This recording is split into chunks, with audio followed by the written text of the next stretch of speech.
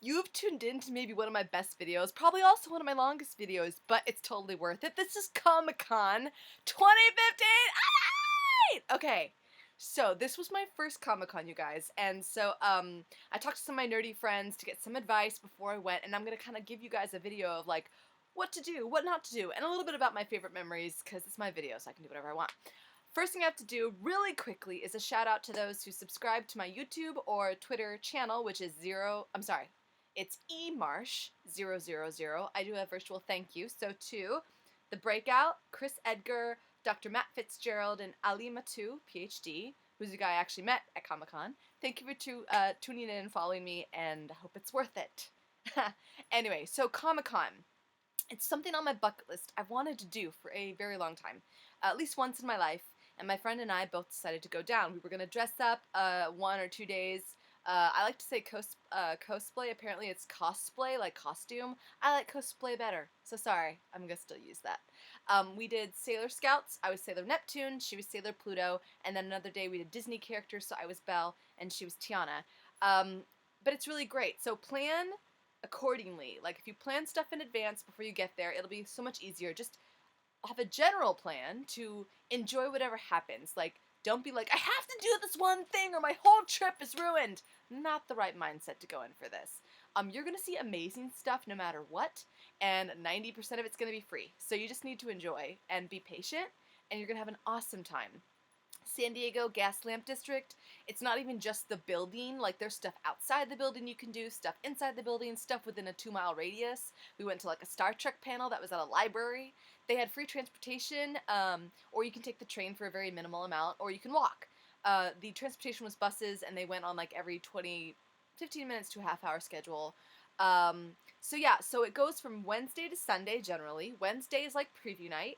And every other day is kind of a full day from Thursday on through Sunday. So we found a friend who lived in San Diego, saved a bunch of money that way, and then you can just like pay them a little bit or give them a gift or something, and then you save just so much money then.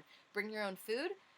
They have food, but it's pretty expensive, and you're not going to have as wide of a, like, what you can eat, and you're going to spend a lot more money than you have to. So don't do that. Bring your own. Go shopping at a grocery store and bring it in your backpack or whatever, and you'll be fine. On Wednesday, the preview night, they only have the expo floor open. That is the biggest, like, inner bottom section of the whole building, and it's huge. Like, you might not even get to the end of it after all the days going to it, like, every single day. So, in that room, they have lots of free swag. I'm talking comic books, I'm talking free Sailor Moon tiaras or posters of all sizes. Here's some of the things that I got. I'm a Sailor Moon fan, like I said, so I got this poster, Sailor Moon, and, I got, like, because Star Wars is coming out, the new Star Wars, they had some Star Wars stuff. And this is all free. I got, like, a golden creeper from Minecraft. Like, you'll get some pretty, I'll figure out how to do this correctly one day. Some pretty amazing stuff. All you have to do is wait in some lines. They'll have posters and stuff, pictures that are exclusive. I got, like, the Hunger Games. Oh, yeah, so Hunger Games. The new Last Mockingjay Part 2 is coming out. So I got this tattooed on my face in a photo, and they send it to you for free, and it's awesome. They had like an actual Captain America shield you could take a picture with. They had this cool Ant-Man video where they green screen you in so you look like you're Ant-Man shrinking for free. Like, it's just awesome. You see some really cool people. This is a story I'll get to. Anyway, they also have Artist Alley, which is part of the expo floor inside. It's like this little area where artists do like exclusive art sketches, sell their books, posters, artwork. There is like wigs and costumes and t-shirts and R2-D2s that move around and talk like for real through the place. Real props from movies, costumes and glass cases you can take pictures with.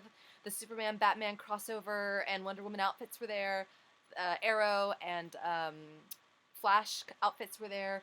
Star Wars lightsabers, My Little Ponies, Sailor Moon collectibles, like anything you can imagine that's fantasy, nerd, cartoon, anime, anything related. Walking Dead to Game of Thrones to, there's always something on the floor, and there's so much space, you can see so much stuff.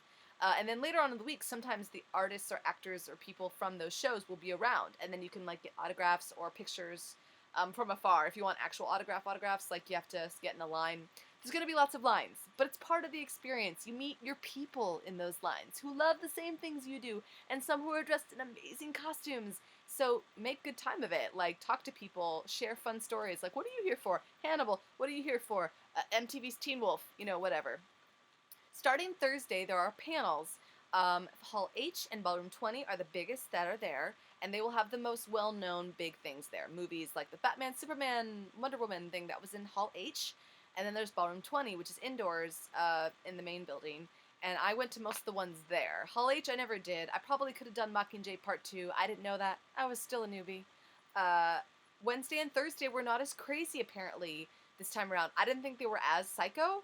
And someone's like, oh my gosh, it never used to be like that. It used to be like walls-to-wall people. This was still lots of people, but not as bad. So Wednesday, Thursday might be a good bet for you if you want to see some stuff and you're not sure if you can handle as many crowds. Not that it's empty. But, panels. So, yeah, I saw some panels. Marvel Agents of S.H.I.E.L.D., Star Trek. We did BBC Sherlock. Like, there's so many panels of all different kinds of entertainment. You will find something, whether it's esoteric, anime, cartoons, anything like that, comic book related, or movies that are more well-known, and TV shows that you love. Teen Wolf, not Vampire Diaries. There was I didn't go to that one. The originals, anything. It's all there at some point. Big Bang Theory. So you guys can meet actors, writers, directors from some of those. You can see exclusive movie content of new upcoming seasons or from the actors themselves. Like for the BBC Sherlock, which I went to and asked a question. So I'm like famous. You can watch the video and be like, hey, there's Emily Marsh and she's asking a question. Which is awesome because more people watch that than this. But still. So for instance, during that, some of the actors didn't get to make it, so they had a exclusive video saying hi to the fans. Here's the biggest difference. Before I went to Comic-Con, I was like, well, what's the big deal? Like, it's expensive, right? And you could just watch everything for free on YouTube days later. True. But it doesn't have to be that expensive to go. And you get to kind of feel like you're part of this, like, piece of entertainment history. Like, there's just this aura in the room, and you're looking at the actors and writers, and looking at you, and you can ask them specific questions that you'd never get to ask them otherwise, and you get to meet your people in line and talk about your show that you love. I can't even really describe it, but it is really different, and you feel like you live off this energy that's in the room, and it's amazing. So it is worth going at least once in your life, I would say.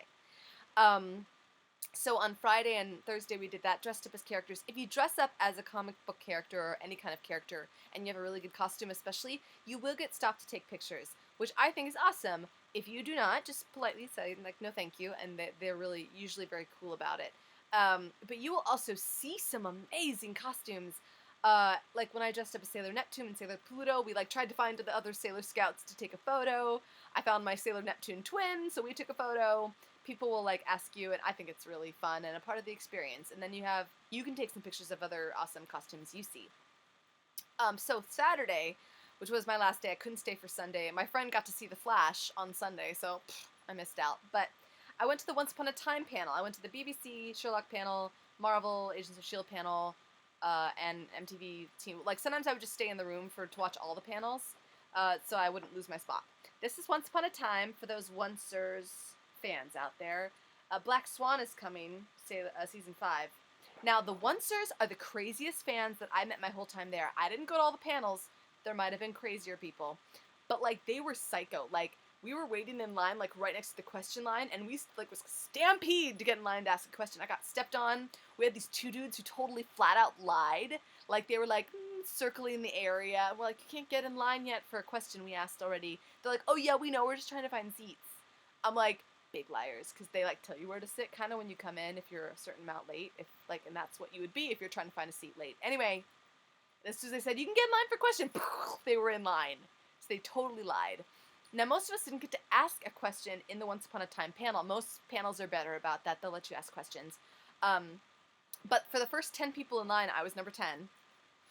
They actually gave us tickets to get their autographs instead, since we couldn't ask our questions. So I got them to sign this, and it was awesome. And even though they moved us along really fast and we didn't get to talk to them that much, it was still cool. And because I was dressed as Belle, I had my Belle mirror, right?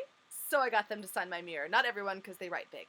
But I got the Beast and the Evil Queen and Swan to sign it. And the best part that I totally geeked out over is the Evil Queen took my mirror and she did one of these.